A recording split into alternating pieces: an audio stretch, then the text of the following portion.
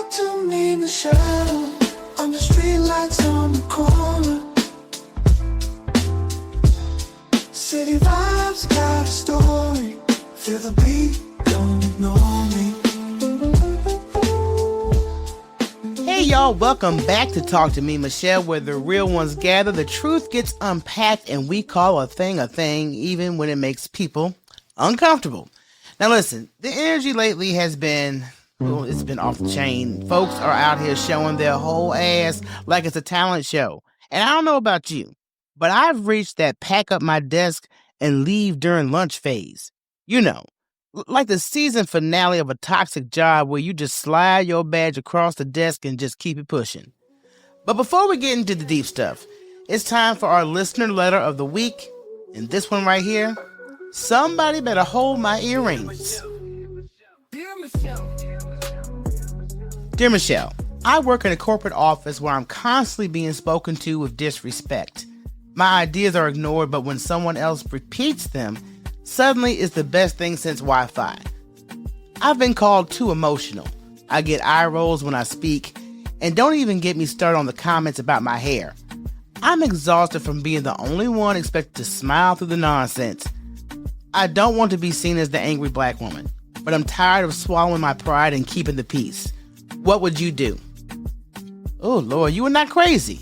You are not crazy. You are just surrounded. And I'm going to break this down for you. You are not too emotional. They're just too uncomfortable. Your voice is threatening to people. You've been whispering this whole time, and your hair is not a distraction. It's just the magic that they will never understand. So my advice is to document everything, protect your peace, and if it starts feeling like a spiritual eviction, don't just walk away. Moonwalk with Beyonce strut and leave that cubicle in a cloud of cocoa butter and boundaries. And if HR is not helping you, HR might just be another letter in the alphabet soup you no longer need to eat. Which brings me to today's main topic. Because honestly, what do you do when microaggressions become daily? When the news looks like a horror series and peace feels like a privilege instead of a right? More and more black folks are asking a real question. Is it time to leave America? Like, do we stay loyal to a country that gaslights us, drains us, and then tells us to smile through it? Or do we start building a life somewhere that actually sees our value? We're about to get into it. The fear, the freedom, and the top places black Americans are moving for a whole new life. So stay with me. We're not running, we're rising. So we've established that America is acting like a real step-parent. You know, it's giving us that step-parent energy right now. So I want to talk about where folks are actually going when they decide to pack up the nonsense and try joy elsewhere. Because believe it or not, there is a life outside of Chick-fil-A and Walmart, okay? First place is Ghana. Oh, honey, yes, we're going to go back, not in a roots and slavery trauma kind of way, but in a reclaiming what they tried to steal kind of way. Ghana rolled out the red carpet with that year of return. You step off the plane, and immediately you feel like your ancestors just gave you a spiritual fist bump.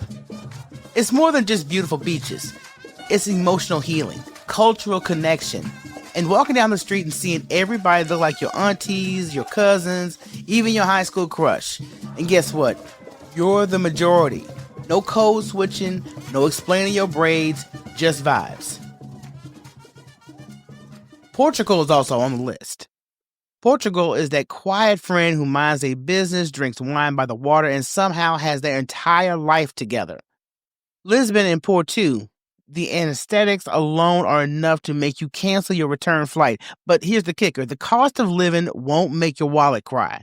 There's a growing number of black people out there thriving, starting businesses, dating freely, and walking around without the emotional weight of being the only one in the room. And the racism, yeah, it exists, like it does everywhere. But the vibe is way more like a weird stare versus, fearing for your life. Even though that's sad to say, but that's a huge upgrade. Next is Costa Rica. Now this one is for my Pura Vida people. The ones who want peace, mangoes, and maybe a hammock overlooking the ocean while you sip on something with a coconut in it. Costa Rica is chill to its core. There's Afro-Caribbean roots, especially strong on the Caribbean side. And this is not a place where your skin tone is a political statement. It's just part of the beach scenery and the nature. It will heal your spirit. You will forget that your email even exists. And that's the goal. South Africa is next. Now listen, if Ghana is the ancestral hug, then South Africa is the bold cousin. The cousin who's got the looks, the business mindset, and the whole vibe of black excellence. It all lives right here. Cape Town and Jonesboro, they are giving tech, fashion, food, art, and music. I mean, black folks running things and looking good doing it out there. You'll see melon on all the billboards, in the boardrooms, on the beach. Yes, there are still social and economic divides, but you're not walking into rooms where your blackness is questioned. You're walking into rooms where you are assumed you're powerful. And last is Mexico. Yes, Mexico. Don't sleep on our neighbor because she's out here giving low-cost living, spicy food, and freedom from U.S. foolishness with a little side of guacamole. Tulum, Merida, Mexico City, these places have whole black communities living their best lives. The Wi-Fi is strong, the rent is weak, and the margaritas are consistent. And when you miss home, you're just a quick flight away. And let's be honest, once you're sipping coffee on a rooftop in Mexico City, America can wait. So yes, all these places have their own issues. No country is perfect. But when you walk around and your existence doesn't feel like a resistance, that's a win. And more of us are realizing maybe the American dream is just that, a dream. And maybe it's okay to go build a new one somewhere else. Now let me address that big old elephant in the passport office fear. Because once you start talking about leaving America, here come the voices, usually from folks who ain't left the state since 1993. You gonna leave your family? What about your job? You sure it's safe over there? The question is it safe here?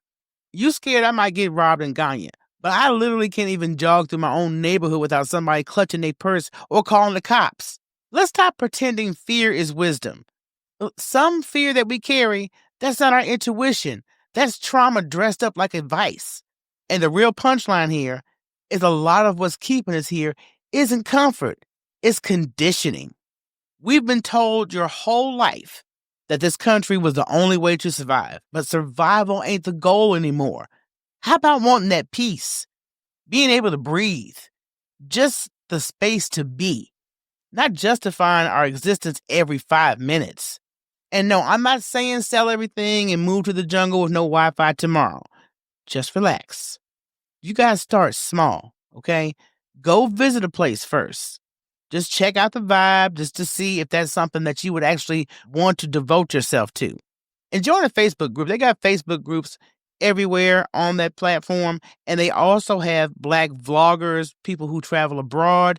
And if you watch YouTube vlogs of black folks who are already living their best life abroad, tap into communities that actually give summits. I mean, there are sisters out here doing it and thriving. They're teaching, sharing, and showing the blueprint. And they want you to win too.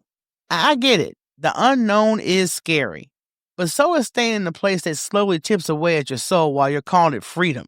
So I want you to ask yourself this. What does freedom feel like to me? Not what the flag says, not what your job says, not your mama's cousin who has never left Detroit. And if the answer is ease, joy, being seen, heard, loved, then it's okay to go find it. Even if that means leaving the place you thought you had settled for. I will leave you with this. You are not a tree. You can move. You're not rooted in dysfunction. You don't owe loyalty to struggle. You can choose something different, even if nobody around you understands it yet. Just remember, fear might visit, but don't let it unpack and stay. Pack your peace instead. All right, everybody, let's breathe in, breathe out. And I'm going to bring it on home because if anything else sticks with you today, let this sink deep into your spirit. It's okay to want peace, even if your peace means living in another country. You do not have to suffer to prove loyalty to a country that is out here acting like a bad situationship, full of empty promises, dry apologies, and gaslighting you every election cycle. Let me say it a little louder for the folks stuck in the fear-based patriotism. You are not less black, less brave, or less American because you chose peace over struggle. You're being wise, you're worthy, and you're done settling. Now I want to hear from you. Have you ever thought about leaving the U.S.? Where would you go? And if you haven't, what's stopping you? Is it fear, family, that old job with no AC and bad coffee? Let's talk about it. Hit me up on social media. I'm on Instagram, TikTok, and YouTube at Talk to Me Michele.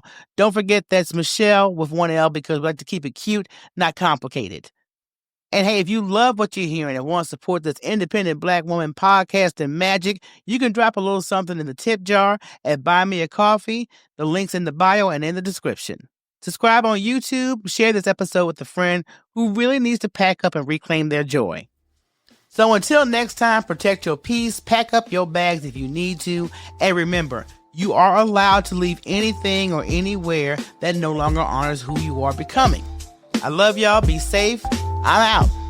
Peace.